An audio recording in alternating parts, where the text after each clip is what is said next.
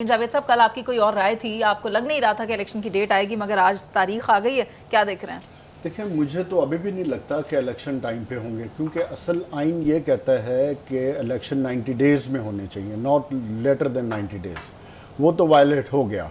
और इस मामले को अब ऑलरेडी एक रिट तो सुप्रीम कोर्ट में मौजूद है, तो रिट तो जाएगी, इलेक्शन का फैसला उधर से ही होगा।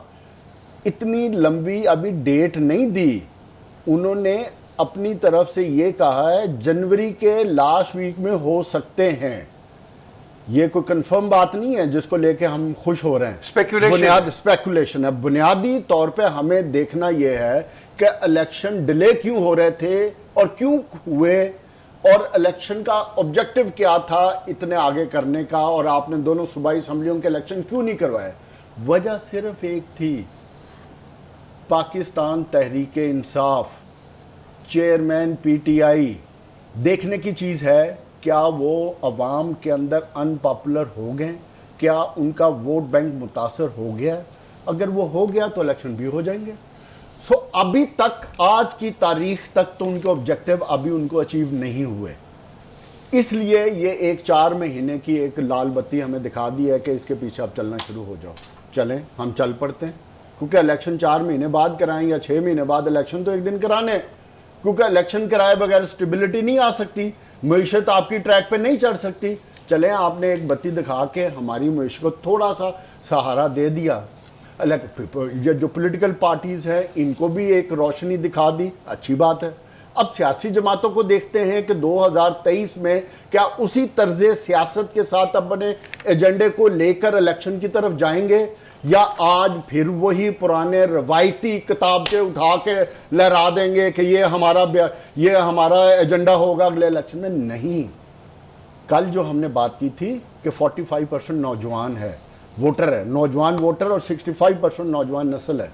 तो कहने की बात यह है कि आपने इस दफ़ा स्पेसिफिक एजेंडाज बनाने पड़ेंगे कि तालीम में अगले 5 साल में आप क्या रिफॉर्म्स लेकर आएंगे, सेहत में क्या रिफॉर्म्स लेकर आओगे, मईशत को कैसे ट्रैक पर लेकर की बात है। आप नहीं, मैं आगे की नहीं कर रहा।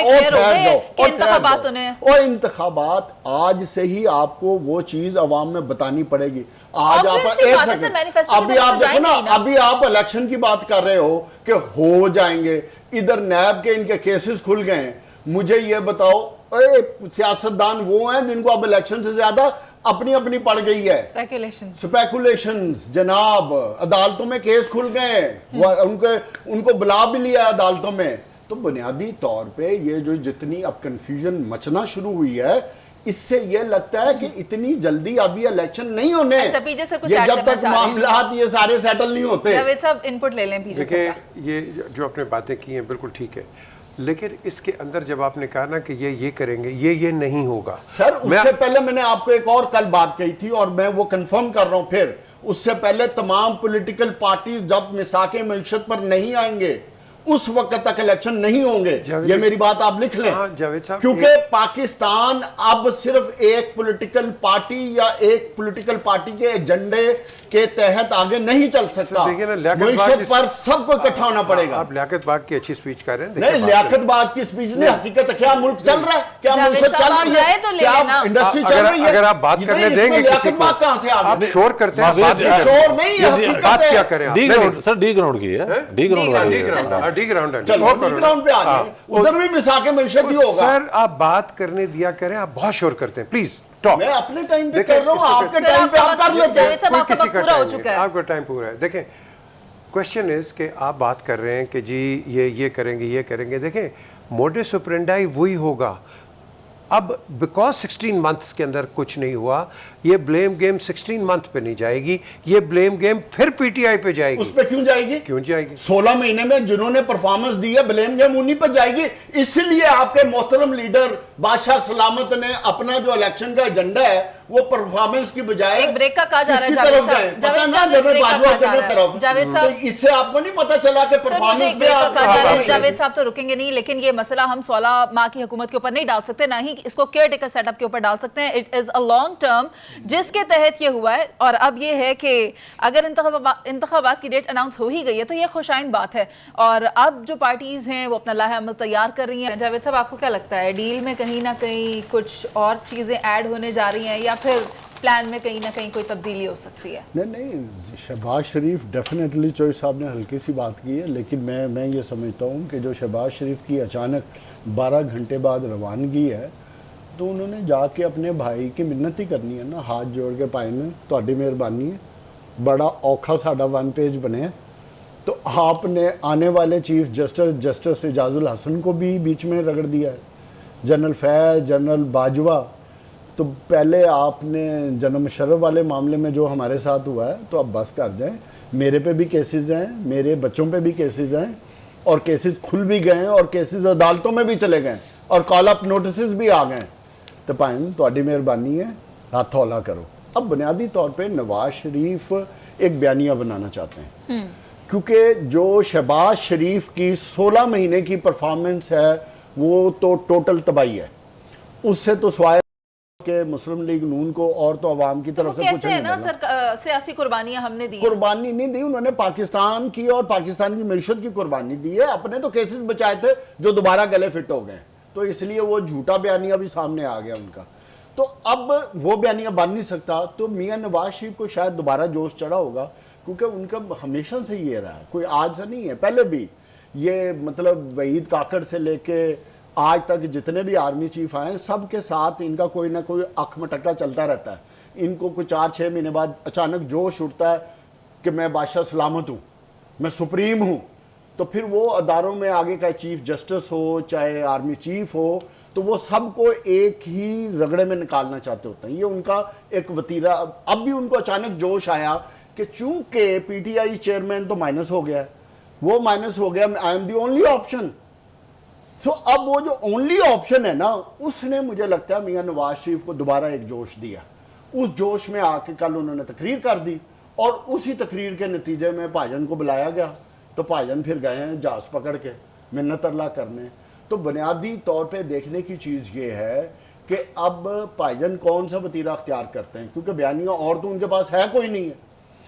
अगर इसी बयानिया पे चलते हैं तो अवाम के हालात देख के जावेद लतीफ़ साहब की वीडियो भी आ गई है, आपने देख लिया, जिसमें उन्होंने कहा हम अवाम के साथ बड़े प्यार करते हैं, मोहब्बत करते हैं, हम नहीं चाहते कि अवाम सड़कों पर आए, नवाज शरीफ को एयरपोर्ट पे रिसीव करें, क्योंकि एम्बुलेंसेज ने भी गुजरना है, बच्चों ने स्कूल भी जाना है, तो फिर हम नहीं चाहते। हम चाहते हैं कि रात के अंधेरे में हम एक जलसा करेंगे मीनारे पाकिस्तान, तो उधर आ जाए। बुनियादी तौर पे उनको भी पता है कि पाकिस्तान मुस्लिम लीग नून की इस वक्त पाकिस्तान में एक्सेप्टेंस नहीं है, और ना अवाम उस बारे में, अब क्योंकि महंगाई इतनी हो गई है, बिजली, गैस, पानी, आटा, कि अब कोई भी पॉलिटिकल पार्टी होती, चाहे मुस्लिम लीग नून होती या कोई भी होती, तो वो इस अवाम के समुंदर के आगे नहीं ठहर सकती थी। अब नवाज शरीफ ने आना भी है, इलेक्शन का भी सामना करना है, तो उस सूरत में उनके पास क्या रह जाता है, वही घीसा पिटा एंटी एस्टेब्लिशमेंट बयानिया। क्योंकि माजी में इमरान खान ने भी यही बयानिया अडॉप्ट किया था ना अपनी पॉपुलैरिटी के लिए, लेकिन वो 4 हाथ आगे चले गए थे। इन्होंने भी माजी में आइन के तकद्दुस के लिए इन्होंने खलाई मखलूक का नारा लगाया, वोट को इज्जत दो का नारा लगाया, ठीक है, वो नारे भी घिस पिट गए। तो अब उन्होंने टारगेटेड नारे लगाए, वो तो खत्म हो गया ना, वोट को तो इज्जत दिला के अल्हम्दुलिल्लाह लंदन पहुंच गए ना। जजों और जर्नैलों का एहतसाब, अब जजों और जर्नैलों की तरफ चले गए और बाकायदा नाम लिए। तो अब ये कोई इतना आसान नहीं है, क्योंकि इससे दोबारा देखने की चीज ये होगा बहैसियत जुडिशरी और बहैसियत आर्मी इस बयानिए को कैसे रिएक्ट करती है, और ये उसी का नतीजा आज। और मैं ये समझता हूं किसी भी सियासी जमात को इस हद तक अब आगे नहीं जाना चाहिए। ये मैं आज से 3 साल पहले जब ये वोट को इज्जत दो 5 साल पहले नारा लगा था, तब भी मैं ये बात करता था कि पाकिस्तान के अदारों के सरबराहान के नाम नहीं आने चाहिए। आज हम किसी को इतनी फ्लेक्सिबिलिटी देंगे तो इवेंचुअली आपने देखा पीटीआई चेयरमैन कहां तक आगे चले गए। सर, कि पीछे सर, कुछ देखो ऐड ना, करना मीर चाह रहे जाफर मीर सादक तक चले गए।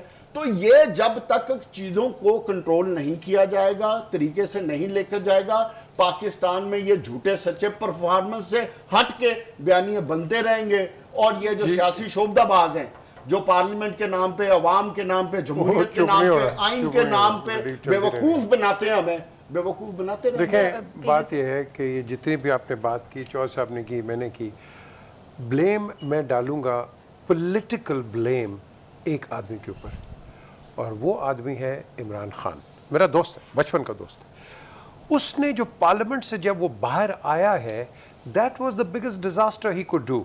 गलतियां होती हैं, अच्छे काम भी किए ना, पॉलिटिकल गलती थी ना, लेकिन आईनी गलती किसने की? वो सर छोड़ें तो सही। क्यों आप छोड़ें? आप पॉलिटिक्स में जा रहे हैं, पर्सनलाइज पे। No personalize sir. आईन मुकद्दम है या सियासी गलती मुकद्दम है? यार बात सुने, जब आप पॉलिटिकल गलती करते हैं ना, तो कॉन्स्टिट्यूशन उसके अंदर ही आता है। कैसे आ सकता है?